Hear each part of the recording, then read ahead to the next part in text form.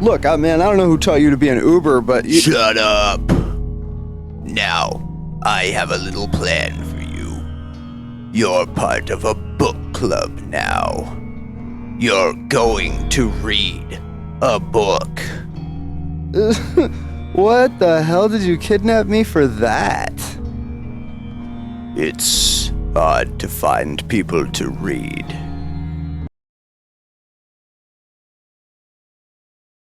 Book slams on ground.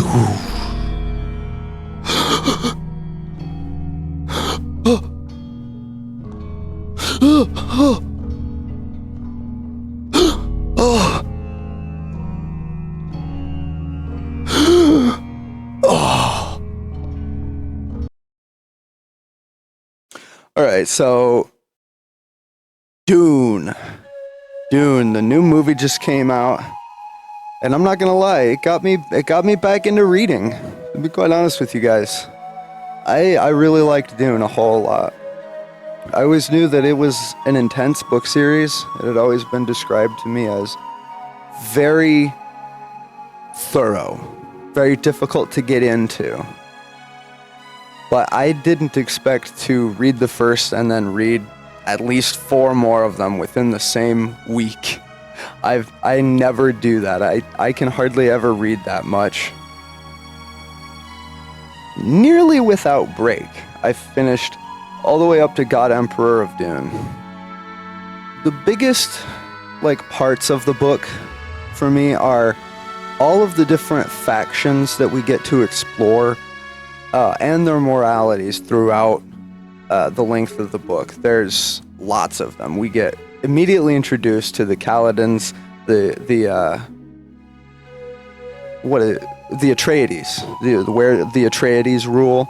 So we get those 2 groups, a family and a government, with the Bene Gesserit. These are all very quickly introduced to you. And then we move on to we get the Mentats as well as the Fremen and then the Harkonnen, and just so many things get so deeply developed that this book really, really just kept me super engaged with that through the whole time. The characters are less in depth than I thought, but we're gonna talk about that more later. Because the build-up on Caladan feels so oppressive. It probably has a lot to do, I think, with the Bene Gesserit being around, which they're a huge unknown quantity, and the Reverend Mother is described as and acts really creepy at first. Not to mention that she is specifically there to inflict pain upon Paul. Pain upon Paul, pain upon Paul, pain upon Paul. I made up a new tongue twister. Whatever. Anyway, it's very oppressive. It's very well done. It gives us a good glimpse into these people's lives here. And it just it felt nice, man. Arrakis is, while similarly oppressive, once they go to Arrakis, it feels different. Things immediately feel more tense, but less oppressive, because we have what I like to call the freedom triangle. You choose, I don't know what's the third one. You have to give up a certain amount of security for freedom. You're a little bit less safe depending on how free you'd like to be. So with this, it's kind of like Arrakis sort of, to me, embodies that. They are no longer on what I felt was oppressive Caladan. It just seemed dark and brooding as an atmosphere. There wasn't a lot of opportunities here. It was just kind of stagnating. You go to Arrakis, and you get no more of that oppression, really, but you get the active Harkonnen threat. It's now we have to make sure that nothing destroys us from within. Which is it felt like a big tonal shift when I got there. The way that people had described this book to me was that it was even harder to read and get into than Lord of the Rings, which to me, I love Lord of the Rings and Tolkien, but the books are kind of some of the most boring books in the world unless you're really ready to delve into it.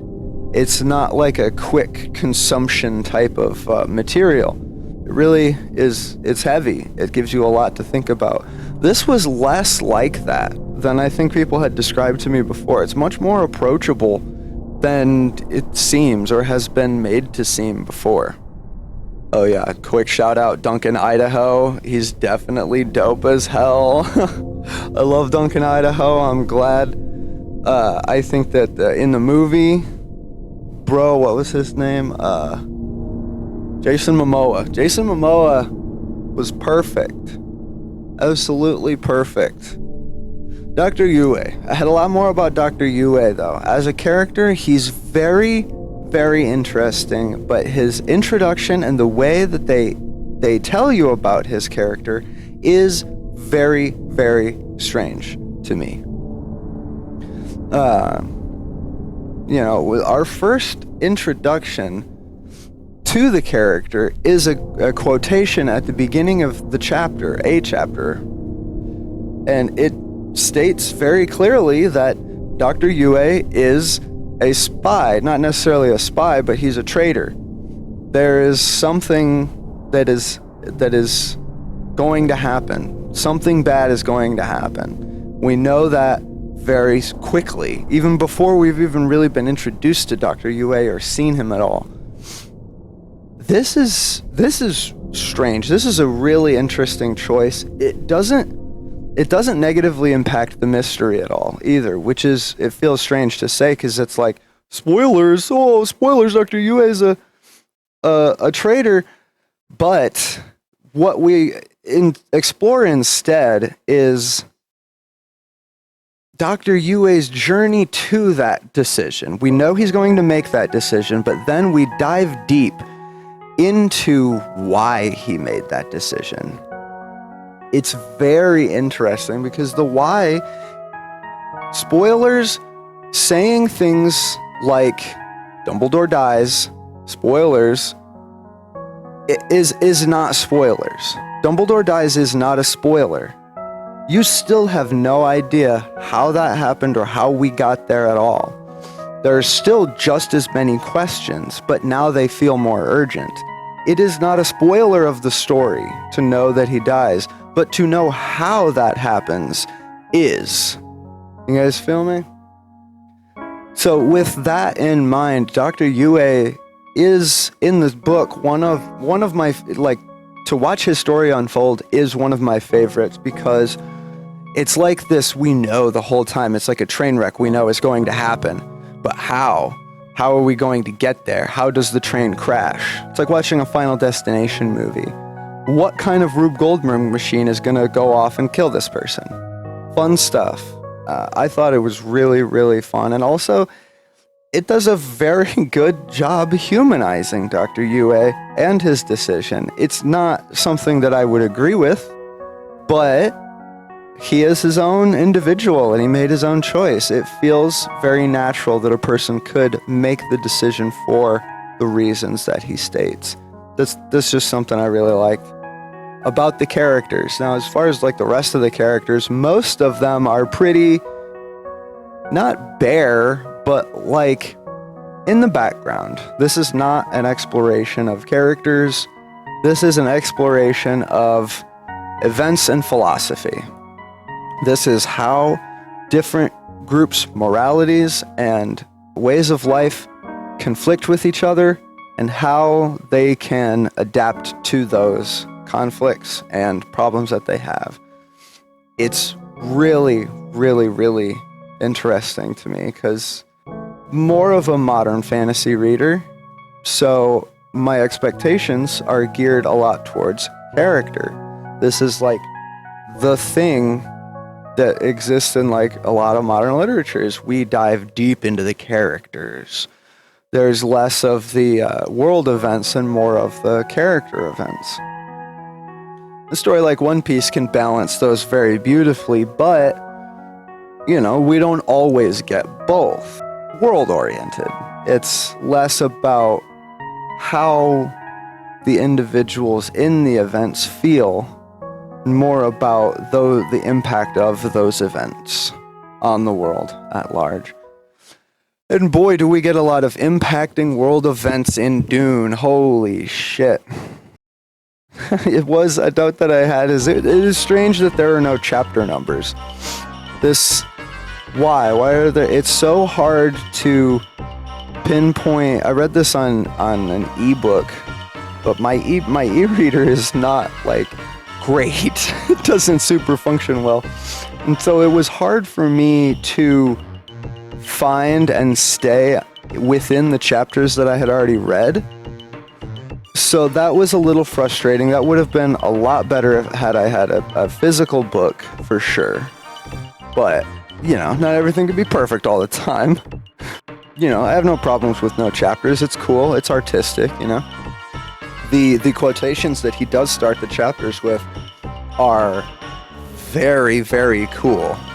It's strange. I've never seen anything like it. They exist outside of the chronology of the story. They're being written after the story is done, but they are texts that exist within the story itself.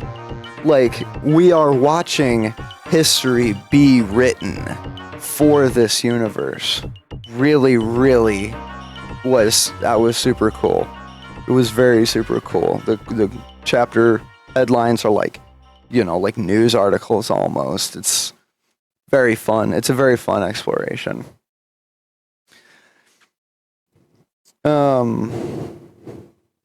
I might place this up at the top when I'm talking about their morals, but there are no good guys in Dune, man. There are forces clashing, and those forces have an agenda. And sometimes there's even very little about that agenda. They just do. The Bene Gesserit are the foremost that come to my mind with that of they have an agenda, and there's a reason they keep doing this Missionaria Protectiva stuff. It's very powerful and beneficial to them.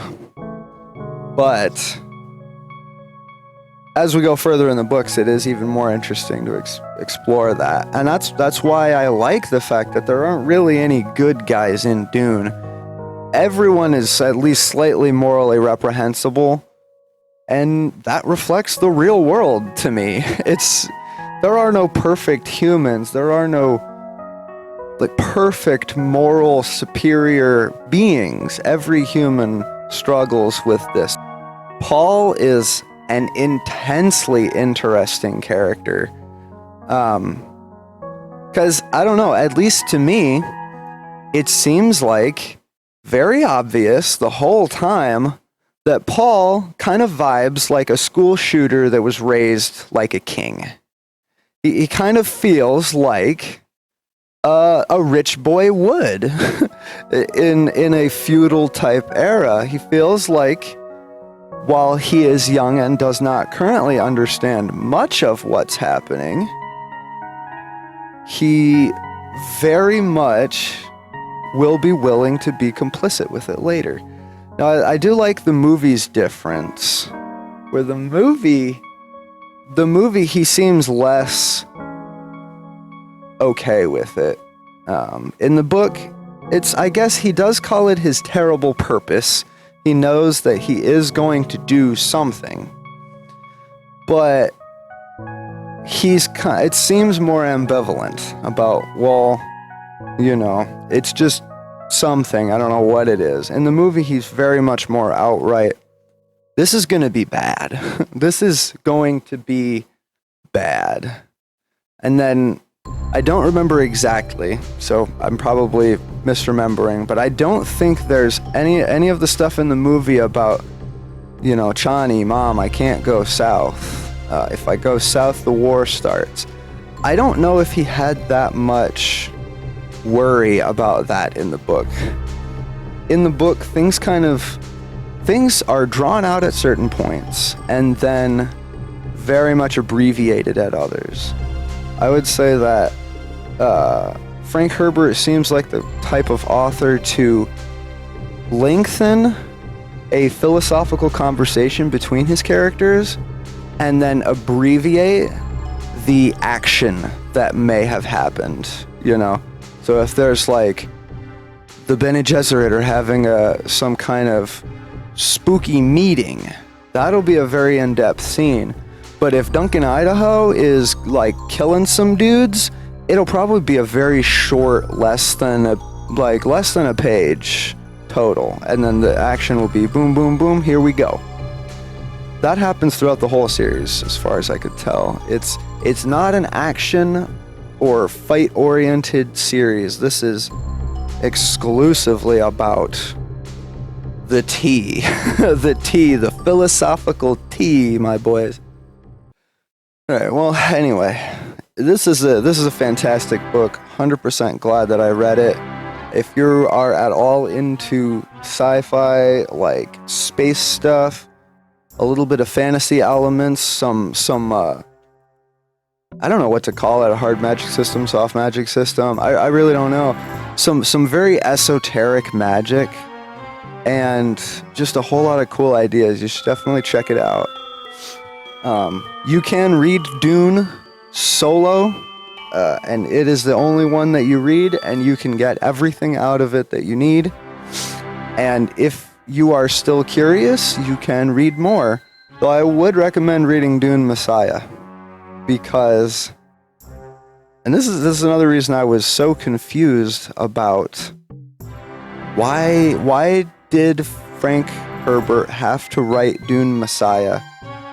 Because he wrote Dune Messiah to further embed the idea in the reader's mind that Paul is a very, very dangerous man.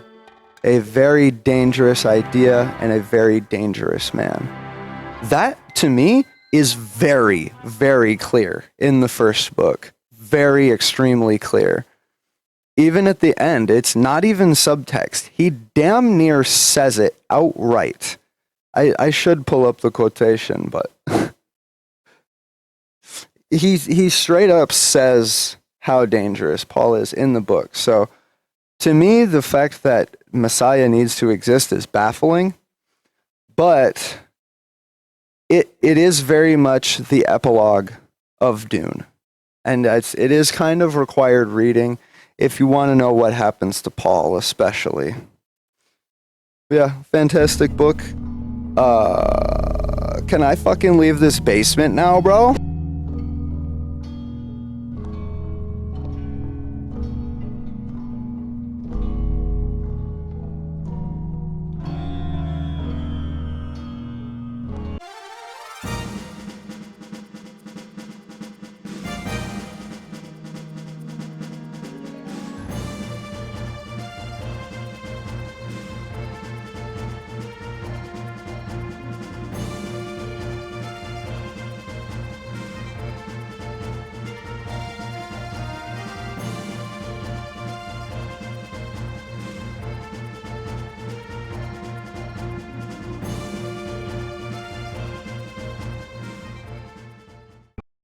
Oh, I should, before I get into it, I guess, describe a little bit about what this is. This is not a review. This is not a retelling or a review. This is just essentially exactly what would happen at a book club, but with my shadowy friend here.